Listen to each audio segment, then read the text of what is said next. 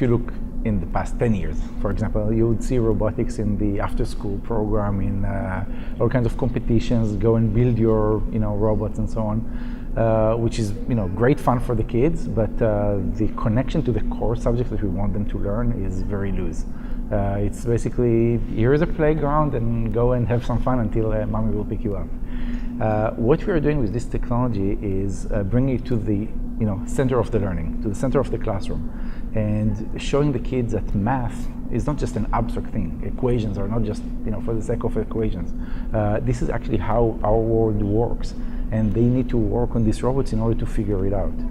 This is a huge shift from just robots for the fun of for the sake of having robots, to robots that actually do things for the classroom. When we started, it was like, what an amazing technology! Every classroom has to have it. Okay, great. Now you get this technology into classrooms, and now what? Okay, so we need some curriculum. So we created the curriculum. We created the activities. So you deliver the technology and the curriculum. It's still not enough. Okay, because the teachers don't know what to do with that. So we need to take them and show them, this robot with this activity is exactly what you're teaching on day X. Okay, and this connection is something that I think no one else is doing with this type of technology.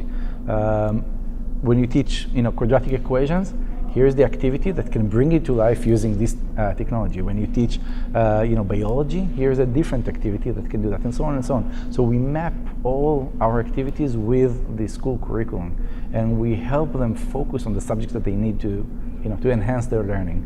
And everything is available on a learning management platform, which collects all the data, can submit everything back to the SAS system. So it's aligned with the way that the school works in collecting data, grading the students, and so on. We are at thousands of schools across the country, literally thousands of schools with different programs, different kinds of deployments, from a single teacher that wrote a grant for the PTA to get this into her classroom, all the way to district-wide deployments.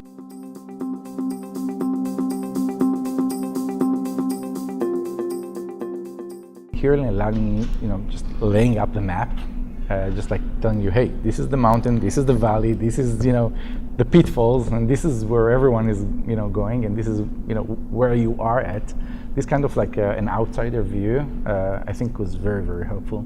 I mean, especially I know that because we're doing a lot of professional development across the country. Many schools are just like struggling. They are like shooting at all directions, trying to get their hand on technology, on digital stuff, because they hear buzzwords, and they are trying to just stand in front of the board and say, yes, we do that, and it's not going anywhere, and you feel it. You feel the confusion. You feel that, and I think what Elad laid up here is like, this is what's happening. Okay, this is what's going to happen if you want to solve this dangled situation that you are at right now. And I really think that this is like kind of like putting a mirror in front of you and just like, hey, look at the mirror. Okay, this is the picture.